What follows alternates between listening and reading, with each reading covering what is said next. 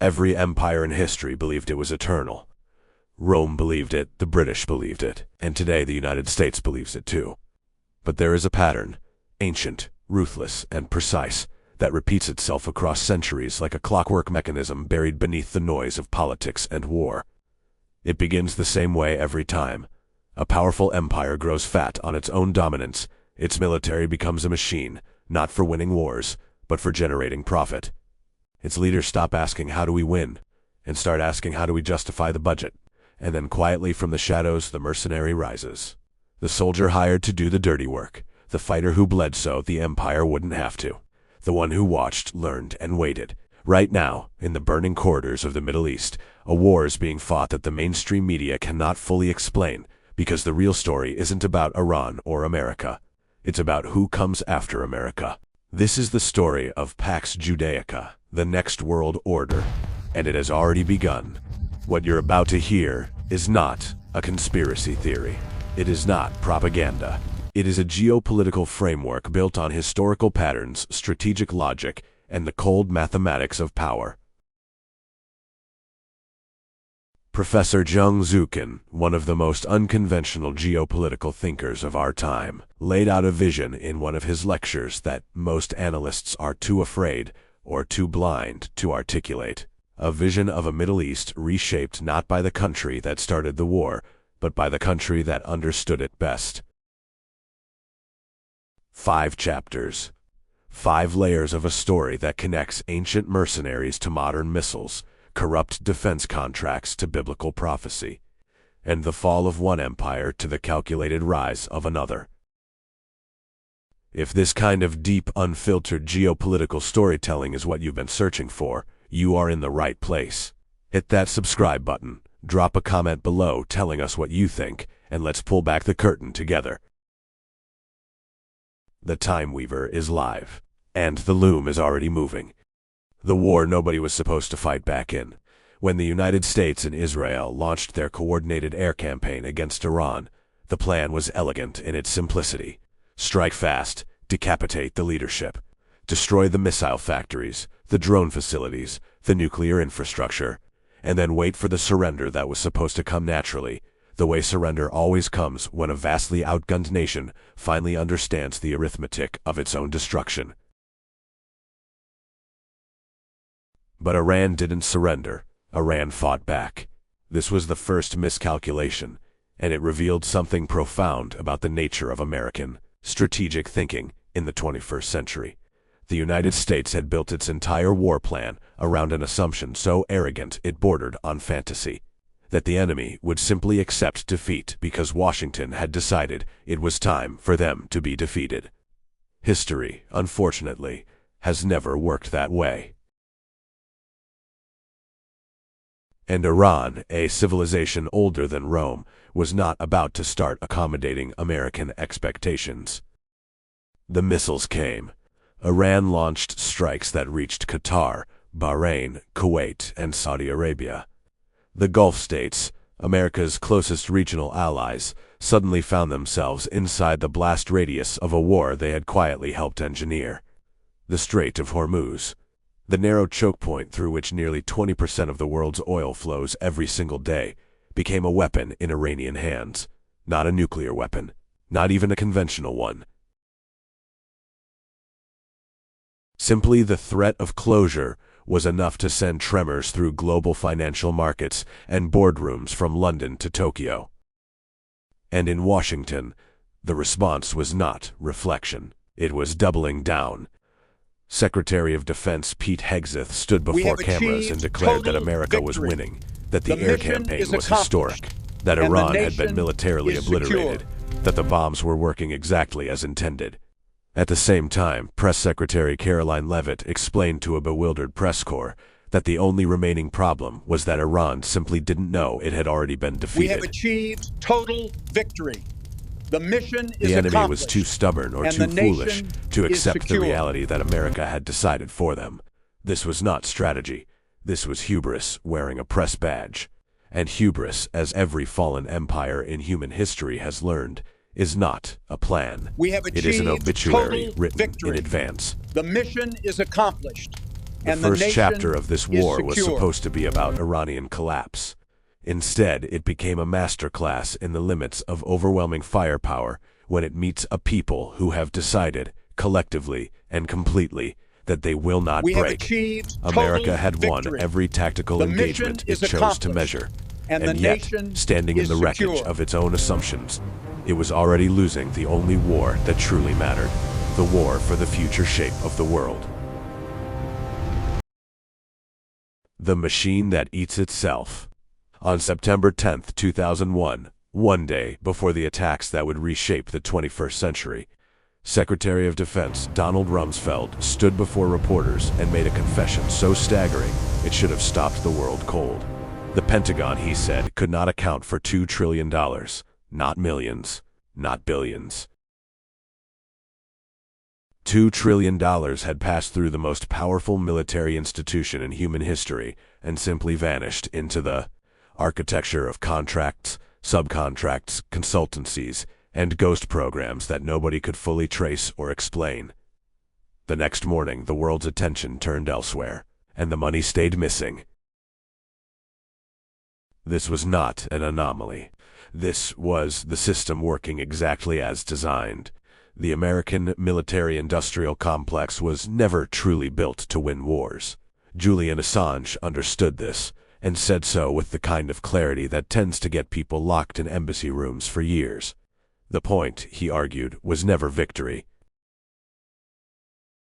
The point was the war itself, endless, expensive, and justifiable, because the war was the mechanism through which American taxpayer money was transferred, legally and systematically, into the hands of a transnational elite that had long since outgrown the borders of any single nation. Boeing spends $16 million lobbying Congress, $2 million in political contributions, and receives $20 billion in government contracts in return. The math is not complicated. The corruption is not hidden. It is simply rebranded as national defense. And the weapons produced by this machine are extraordinary in cost, in complexity, and in their remarkable inability to decide wars. The F-35 fighter jet took 26 years to develop and costs $100 million per aircraft. It carries stealth technology so advanced that radar supposedly cannot lock onto it. Iran shot one down. The Patriot missile defense system, deployed across American bases and Gulf state capitals, was designed to intercept exactly the kind of drone and missile attacks that Iran was now launching with terrifying regularity. Cheap Iranian drones costing a few $1,000s each flew directly over American military installations, spotted helicopters, and destroyed them while Patriot batteries worth billions watched from the ground and did nothing. Then came the USS Gerald Ford, $13 billion of American naval supremacy, more expensive than Iran's entire annual defense budget, sailed into the Persian Gulf theater and was withdrawn within weeks. The official explanation involved a laundry room fire. Alternative accounts suggested Iranian missile damage. A third theory held that Pentagon analysts had quietly concluded the carrier was tactically useless in the actual combat environment it now faced. None of these explanations were reassuring. All of them pointed to the same fundamental truth. A military that exists primarily to consume money cannot, when the moment demands it, effectively produce victory. The machine had eaten the empire from the inside, and the world was beginning to notice the bones. The machine that eats itself. On September 10, 2001, one day before the attacks that would reshape the 21st century, Secretary of Defense Donald Rumsfeld stood before reporters and made a confession so staggering it should have stopped the world cold. The Pentagon, he said, could not account for $2 trillion, not millions, not billions. $2 trillion had passed through the most powerful military institution in human history and simply vanished into the architecture of contracts, subcontracts, consultancies, and ghost programs that nobody could fully trace or explain. The next morning, the world's attention turned elsewhere, and the money stayed missing. This was not an anomaly. This was the system working exactly as designed. The American military-industrial complex was never truly built to win wars. Julian Assange understood this, and said so with the kind of clarity that tends to get people locked in embassy rooms for years. The point, he argued, was never victory. The point was the war itself, endless, expensive, and justifiable, because the war was the mechanism through which American taxpayer money was transferred, legally and systematically, into the hands of a transnational elite that had long since outgrown the borders of any single nation. Boeing spends $16 million lobbying Congress, $2 million in political contributions, and receives $20 billion in government contracts in return. The math is not complicated. The corruption is not hidden. It is simply rebranded as national defense. And the weapons produced by this machine are extraordinary in cost, in complexity, and in their remarkable inability to decide wars. The F-35 fighter jet took 26 years to develop and costs $100 million per aircraft. It carries stealth technology so advanced that radar supposedly cannot lock onto it. Iran shot one down. The Patriot missile defense system, deployed across American bases and Gulf state capitals, was designed to intercept exactly the kind of drone and missile attacks that Iran was now launching with terrifying regularity. Cheap Iranian drones costing a few $1,000s each flew directly over American military installations, spotted helicopters, and destroyed them, while Patriot batteries worth billions watched from the ground and did nothing. Then came the USS Gerald Ford, $13 billion of American naval supremacy, more expensive than Iran's entire annual defense budget, sailed into the Persian Gulf theater and was withdrawn within weeks. The official explanation involved a laundry room fire. Alternative accounts suggested Iranian missile damage. A third theory held that Pentagon analysts had quietly concluded the carrier was tactically useless in the actual combat environment it now faced. None of these explanations were reassuring. All of them pointed to the same fundamental truth. A military that exists primarily to consume money cannot, when the moment demands it, effectively produce victory. The machine had eaten the empire from the inside, and the world was beginning to notice the bones. The mercenary who remembered everything. There is a pattern so old it predates written history, yet it repeats with the mechanical precision of a law of nature. The Romans began as mercenaries for the Etruscans in Italy. The Aztecs began as mercenaries for the Culhuacan in Mexico. The Mongols began as mercenaries for the Chinese. The Akkadians began as mercenaries for the Sumerians. In every single case, the story ended the same way. The mercenary fought the empire's wars, absorbed the empire's enemies, learned the empire's weaknesses, and then, at the precise moment when the empire had grown too comfortable, too corrupt, and too dependent, the mercenary looked at the throne and asked a question that changed everything. Why not us? Israel was created to be a very specific kind of mercenary. In the years following World War II, the British and American empires needed a permanent forward base in the most strategically valuable real estate on the planet, a region sitting atop the world's largest proven oil reserves, at the intersection of 3 continents, controlling the maritime choke points through which global trade flowed like blood through an artery. They needed a state that would generate enough regional instability to justify permanent Western military presence, that would suppress Arab nationalism before it could organize itself into genuine resistance, and that would do all of this with a ferocity that London and Washington could benefit from, while maintaining plausible distance. Israel, born from the trauma of the Holocaust and shaped by a founding generation of extraordinary strategic intelligence, understood the arrangement perfectly, and for decades it played its role with ruthless efficiency. But mercenaries accumulate knowledge, they accumulate grievances, and they accumulate ambition. The Lebanon pager operation of 2024 announced something to those paying attention. Israeli intelligence had spent years, possibly decades, infiltrating. Hezbollah's supply chains deeply enough to plant explosive devices inside communication equipment delivered to thousands of operatives simultaneously. The operation cost approximately $275 million. Its psychological impact was incalculable. In a single afternoon, Hezbollah went from a disciplined, battle-hardened, militant organization to a paranoid institution where every piece of technology had become a potential assassin. For $275 million. Israel had achieved what billions of dollars of American air power could not: the complete psychological destabilization of a major regional adversary.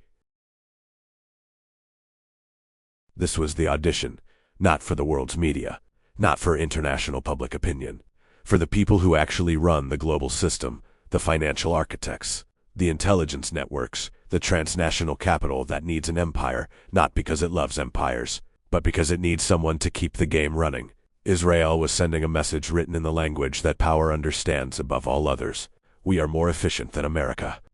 We are more determined than America. We are more strategic than America, and unlike America, we cannot afford to lose, which means we never will. The mercenary had studied the throne long enough. And now, with the empire stumbling through the Persian Gulf, the moment that history had been rehearsing for 3,000 years was finally arriving. The architecture of the New World. Draw a map of the Middle East and look at it the way a chess grandmaster looks at a board, not at the pieces currently in motion, but at the geometry of power that will exist when the game ends. What you will see, once you strip away the noise of daily headlines and political declarations, is something that has been quietly assembling itself beneath the surface of this war, like a skeleton beneath skin. 2 regional powers. 2 independent trade networks. 2 civilizations ancient enough to remember every empire that came before them, now positioned to divide the board between themselves and build something the world has never quite seen in this configuration before. Israel sits at the center of what Professor Jiang calls Pax Judaica. Geographically, the position is extraordinary. Israel connects Europe to Asia, the Mediterranean to the Red Sea, and, critically, serves as the essential transit node for what is now being developed as the India-Middle East-Europe trade corridor. For India to reach European markets over land, the most efficient route passes directly through Israeli-controlled territory.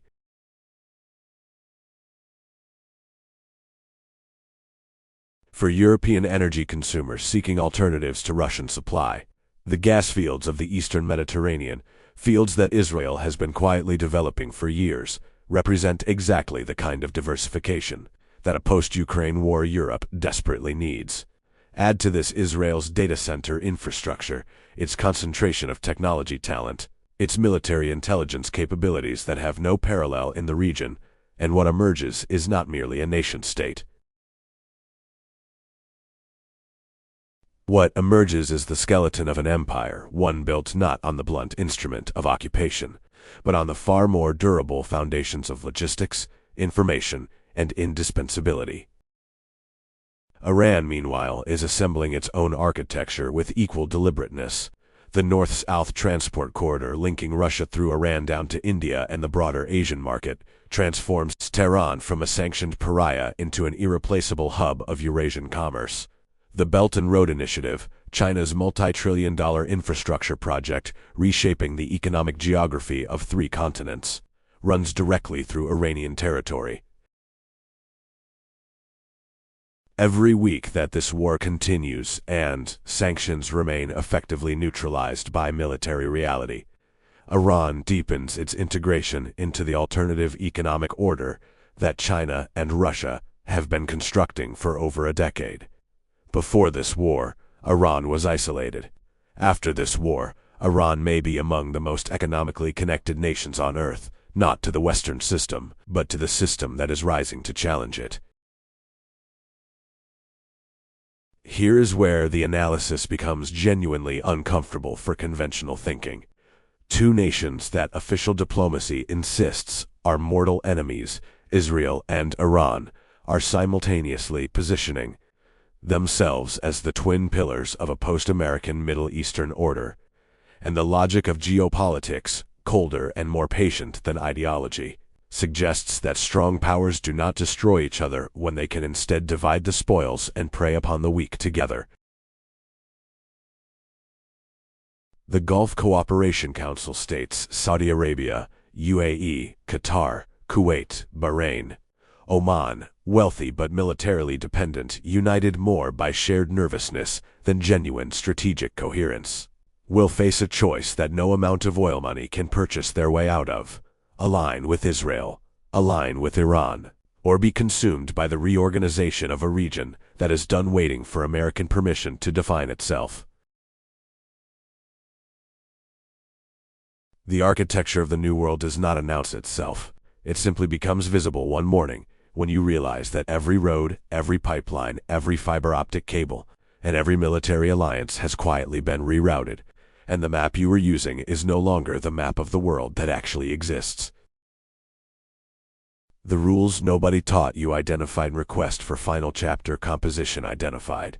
Request for final chapter composition understanding.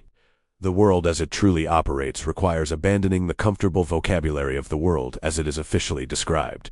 International relations courses teach you about diplomacy, multilateral institutions, rules-based orders, and the solemn architecture of treaties signed in grand halls by men in expensive suits.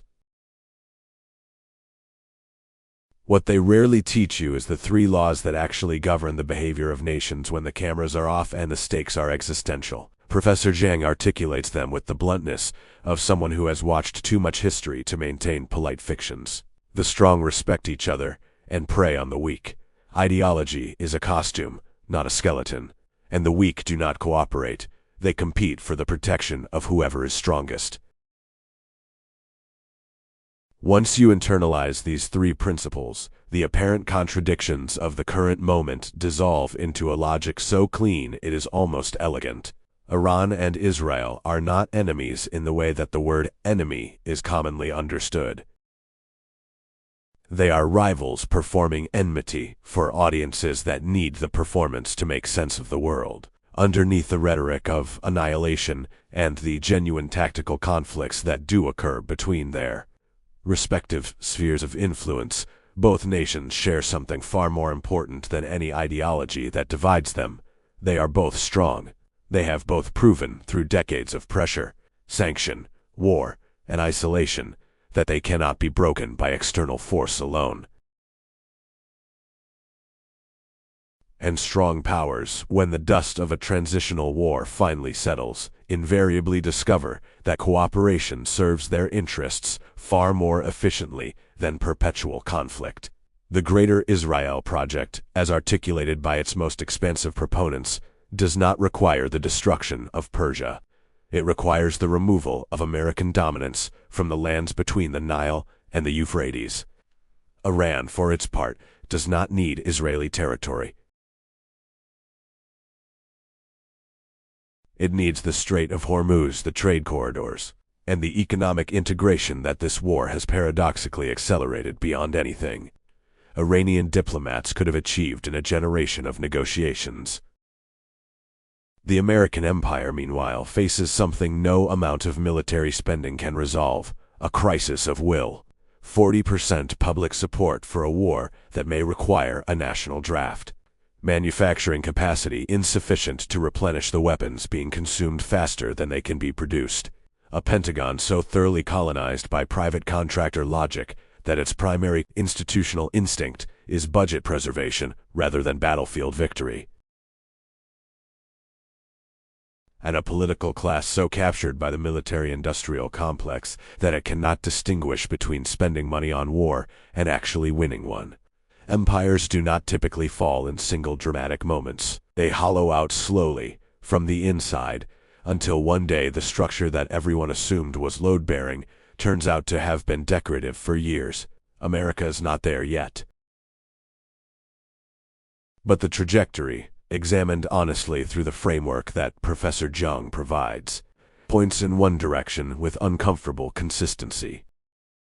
The global elite, the financial architects who sit above the nation-state system and require only that the system continue generating returns, are not sentimental. They do not mourn empires, they audit them. And when an empire's cost-benefit calculation tips irrevocably into the red, they begin the quiet, undramatic process of transferring their institutional confidence to the next candidate. Israel has been presenting its credentials for this role with every precision strike, every intelligence operation, every demonstration of unity and determination that stands in such sharp contrast to American hesitation and dysfunction. The audition has been running for years. The decision in the corridors where such decisions are actually made may already be closer to resolution than the public understands. History does not ask for our permission. It does not wait for consensus or comfort or the slow machinery of democratic deliberation. It moves at the speed of power, and power right now is moving. The Middle East that emerges from this war will not resemble the Middle East that entered it. The alliances will be different. The trade routes will be different. The empire providing the muscle for the global system will be different. And the billions of ordinary people living beneath these tectonic shifts in Tehran, in Tel Aviv, in Riyadh, in Washington, will wake up one morning into a world that reorganized itself while they were watching the news and wondering what was really happening. What was really happening was this. The mercenary had finally looked at the throne, and this time nobody was strong enough to look back. Closing. Every empire tells itself the same lie, that it is the exception, that history's patterns stop at its borders, that this time the mercenary stays loyal, the money stays accountable, and the throne stays uncontested. It never does. What Professor Jiang has given us is not a prediction. It is a mirror, one held up to the oldest story humanity keeps telling itself, wearing different flags and different weapons, but moving always toward the same destination. Power shifts, empires fall, and somewhere in the shadows the next candidate is already preparing its audition. The Time Weaver will keep pulling these threads. Subscribe, share this story with someone who needs to see the bigger picture, and drop your thoughts in the comments below. What do you think comes next? The loom never stops, and neither do we.